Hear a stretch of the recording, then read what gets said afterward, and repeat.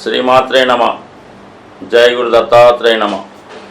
ఈ వీడియోలో మనం 2025 సంవత్సరం మే నెల మాస ఫలితాలు మిథున రాశి వారికి ఏ విధంగా ఉండబోతున్నాయి అని పరిశీలించినప్పుడు, మిథున రాశి వారికి ఈ నెల నుంచి అదృష్టం మారబోతుందని చెప్తాను. గత కొంతకాలంగా 12వ స్థానంలో సంచరిస్తున్నటువంటి గురు భగవానుడు ఈ నెల 15వ తారీఖు నుంచి రాశిలోకి ప్రవేశించబోతున్నాడు. ఇది జాతకుడిని సంపూర్ణంగా సంస్కరించబడుతుంది. ఒక మంచి మార్గంలో నడిపిస్తూ చిన్న చిన్న బలహీనతల నుంచి వాటి నుంచి బయటపడవేయడం జరుగుతూ ఉంటుంది. వృత్తిలో తన సామర్థ్యం పెంచుకొని ఇంకా చాలా కాన్ఫిడెన్స్గా ధైర్యంగా వర్క్ చేయగలుగుతాడు. అలాగే తన దైనందిన జీవితంలో నిత్య అలవాట్లో చాలా వరకు మార్పు వస్తుంది. దైవభక్తి పెరుగుతుంది. అతను యొక్క ఆత్మవిశ్వాసంతో ఎక్కడికి వెళ్ళినా గొప్ప గుర్తింపు రావడం జరుగుతూ ఉంటుంది. సరే, ఇంకా వేరే విషయాలు మనం ప్రస్తావించినప్పుడు ఎవరి సహకారం లేకుండా స్వయం కృషితో తన సామర్థ్యంతో తనే ఉద్యోగం సంపాదించుకునే ప్రయత్నం జరుగుతుంది. అలాగే వైవాహిక జీవితంలో భార్య లేదా భర్త అన్ని విధాలా సహకరించి జాతకుడి యొక్క అభివృద్ధికి కారణం అవుతూ ఉంటుంది. ఇదంతా ఒక ఎత్తు అయితే, ఈ నెల ప్రారంభం నుంచి మే 14వ తారీఖు వరకు లాభస్థానంలో సంచరిస్తున్నటువంటి రవి భగవానుడు మీ యొక్క సామర్థ్యానికి తగిన గుర్తింపు రావడం జరుగుతుంది. అధికారులు మిమ్మల్ని గుర్తిస్తారు. మీరు ఏదైనా ప్రభుత్వ సర్వీస్లో కానీ రాజకీయ రంగంలో కానీ ఉంటే అనూహ్యంగా మీ యొక్క పరపతి పెరుగుతుంది, మీ యొక్క ఆదాయం పెరుగుతుంది. అలాగే పై లెవెల్లో మీ యొక్క స్థాయి పెరిగే అవకాశం ఉంది. మిమ్మల్ని అందరూ గుర్తిస్తారు. అయితే సాధారణ వ్యక్తికి కూడా ప్రభుత్వ పథకాలు అనుకూలంగా రావడం జరుగుతుంది. విద్యార్థులకి స్కాలర్షిప్ లాంటివి లభిస్తాయి. ఏదైనా మీ యొక్క ఉన్నత చదువులకి ఈ బ్యాంక్ ఫైనాన్సో లేదంటే ప్రభుత్వం గ్రాంట్ రిలీజ్ చేయడమో, పెద్దవారు సహకరించడం, అంటే ఎటువంటి ఆర్థిక సమస్యలు లేకుండా విద్యార్థులు తన విద్యను పూర్తి చేసుకుంటారు. అలాగే ఏదైనా లైసెన్సులు కానీ అలాంటివి ఏమైనా కావాల్సి ఉన్నా ప్రభుత్వం ద్వారా ఏ పని కావాల్సినా మీకు ఈ నెల ప్రథమ భాగంలో పూర్తి అవడం జరుగుతుంది. దాని తర్వాత అంటే ఏప్రిల్ 15 తర్వాత సుమారుగా వ్యయ స్థానంలో రవి కొన్ని రెస్పాన్సిబిలిటీస్ రావడం జరుగుతూ ఉంటుంది.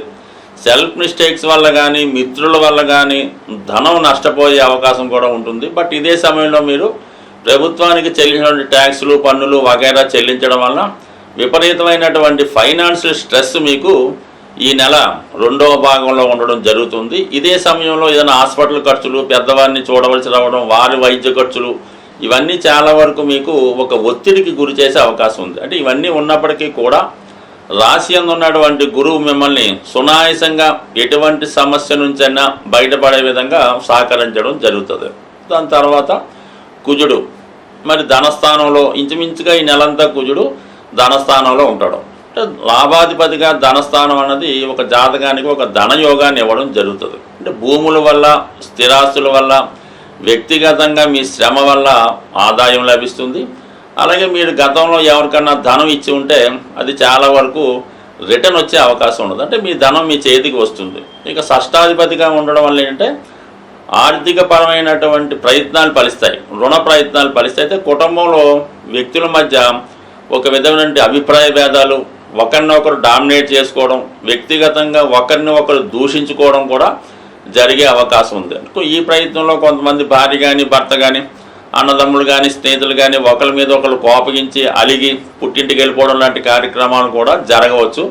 అయితే ఇది టెంపరీగానే ఉంటుంది కాబట్టి ఏదైనా మీరు మాట్లాడే విషయంలో కానీ ఒకరినొకరు ఏదైనా విషయాన్ని అర్థం చేసుకొని వ్యవహరిస్తే మంచిది. ఏదైనా దూకుడుగా వ్యవహరించడం వల్ల చిన్న చిన్న పొరపాట్ల వల్ల చాలా వరకు ఇబ్బందులు వచ్చే అవకాశం ఉంది. అలాగే ధనం కూడా వచ్చినంత వేగంగా ఖర్చు అవ్వడం జరుగుతుంటుంది. కాబట్టి అధిక మొత్తంలో ధనం వచ్చిన వారు ఏదైనా స్థిరాస్తి మీద ఇన్వెస్ట్ చేసుకుంటే మంచిది. ఇక దశమ స్థానంలో ఉన్నటువంటి గ్రహాలు శని భగవానుడు, రాహు గ్రహం, ఇవి ఈ నెల 18వ తారీఖు వరకు రాహు దశమలో ఉంటాడు. అంటే మీరు ఈ సమయంలో ఏదైనా సినిమా పరిశ్రమలో ప్రవేశించాలన్నా, ఇది ముఖ్యంగా మిథున రాశిలో టీవీ మీడియా రంగంలో ఉన్నటువంటి యాంకర్సు, కెమెరామ్యాన్స్, డైరెక్టర్లు, అంటే ఈ సంబంధించినటువంటి మీడియా సంబంధించిన వాళ్ళు ఎక్కువగా ఈ మిథున రాశిలో ఉండడం జరుగుతూ ఉంటుంది. అటువంటి వారికి పెద్ద పెద్ద సంస్థల్లో అవకాశాలు వచ్చే అవకాశం ఉంది. వారి యొక్క హోదా పెరుగుతుంది. కొత్త కొత్త టెక్నాలజీ ఉపయోగించుకొని వాళ్ళ నాలెడ్జ్ పెంచుకుంటారు. కొత్త పరికరాలు కొని వాళ్ళ యొక్క సంస్థని ఇంకా ఇంప్రూవ్మెంట్ చేసుకునే అవకాశం కూడా ఉంటుంది.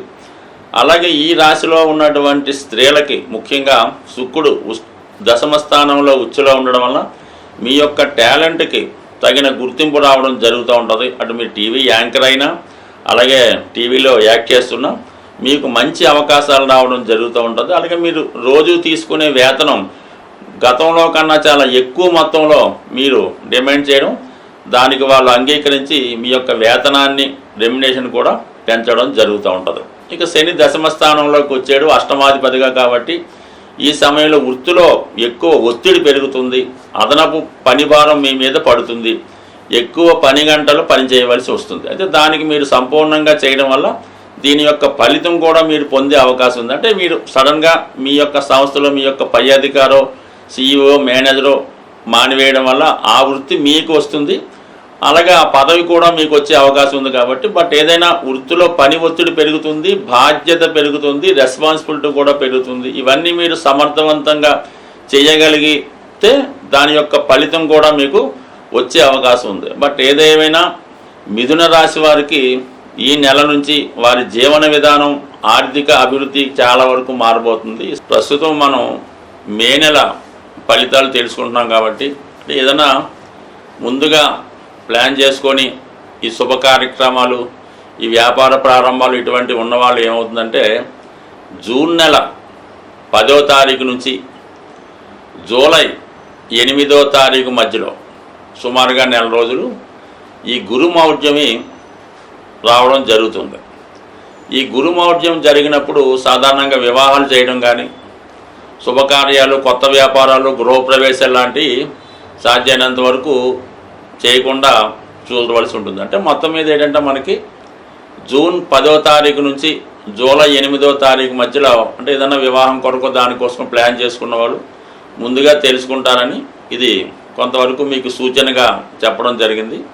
అందువల్ల ఏంటంటే ఏదైనా మీరు శుభముహూర్తాలు అలాంటివి ఏమన్నా ఉంటే మళ్ళీ మీకు జూలై 8 తర్వాత ఉండే అవకాశం ఉంది. అయితే మీకు ఈ భాద్రపద మాసం, ఆషాఢ మాసం ఇవన్నీ ఉన్నాయి. కాబట్టి ఈ పెళ్లి విషయంలో అనుకున్న వాళ్ళు ఈ మోడాన్ని కూడా గుర్తుపెట్టి దాన్ని బట్టి ముందుకెళ్తే మంచిది. దాని తర్వాత ఏంటంటే మరి ఈ నెలలో మేజర్ గ్రహాలు మారుతున్నాయి. కాబట్టి అందులో ముఖ్యంగా గురువు మారినా పెద్ద ఇబ్బంది ఉండదు. ఏదో మంచి వచ్చేయడం మొత్తం మీద ఎవరికి అపకారం అయితే కలిగించడు. కానీ ఈ రాహు కేతువులే చాలా వరకు ఇబ్బంది కలిగిస్తుంటాయి. అందులో పైపెచ్చు ఈ రాహు స్వక్షేత్రమైనటువంటి కుంభరాశిలో ప్రవేశించడం, అలాగే కేతువు సింహరాశిలో ప్రవేశించడం వల్ల సాధారణంగా అధికారులు అలాంటి బలహీనపడటం వల్ల రాహు స్వక్షేత్రంలోకి వచ్చినప్పుడు కొద్దిగా సంఘంలో, లోకంలో, దేశంలో అక్రమ వ్యవస్థ ప్రారంభమవుతూ ఉంటుంది అన్నమాట. ప్రతిదీ కూడా అనెతికల్గా, ఇల్లీగల్గా వ్యవహరించడం, ఏదైనా సరైనటువంటి క్రమశిక్షణ, న్యాయ వ్యవస్థ లేకపోవడం జరుగుతుంటుంది. అది వ్యక్తుల మీద కూడా ప్రభావం చూపుతుంటుంది. కాబట్టి కంపల్సరీగా మరి ఈ జ్యోతిష్ శాస్త్రాన్ని ఎవరైతే ఫాలో అవుతుంటారో అటువంటి వారు ఈ మే నెలలో కంపల్సరీగా ఒకసారి విఘ్నేశ్వరుని యొక్క అనుగ్రహం కోసం అవకాశం ఉన్నవాళ్ళు గణపతి హోమం చేసుకోవచ్చు. లేనివారు విఘ్నేశ్వరుని గరికతో అర్చన చేయించుకోవచ్చు. అలాగే రాహు యొక్క అనుగ్రహం కోసం, అమ్మవారి యొక్క అనుగ్రహం కోసం చేయించుకుంటే చండీ హోమం చేయించుకోవచ్చు. చండీ హోమంలో పాల్గొవచ్చు. దీంట్లో అమ్మవారి కుంకుమర్చన అది చేసుకుంటే మంచిది. ఏదైనా ఈ రవిగ్రహానికి మనం నిరంతరం సూర్య నమస్కారం చేసుకోవడం, రాహు కేతువులను పూజించుకుంటే చాలా వరకు ఏ సమస్య లేకుండా చాలా అనుకూలంగా రావడం జరుగుతుంటుంది. బాగా సింపుల్ రెమెడీ ఏంటంటే అది చూడడానికి చిన్నగా ఉంటుంది కానీ అవకాశం ఉన్న వాళ్ళకి కుదురుతుంది, అందరికీ కుదరకపోవచ్చు.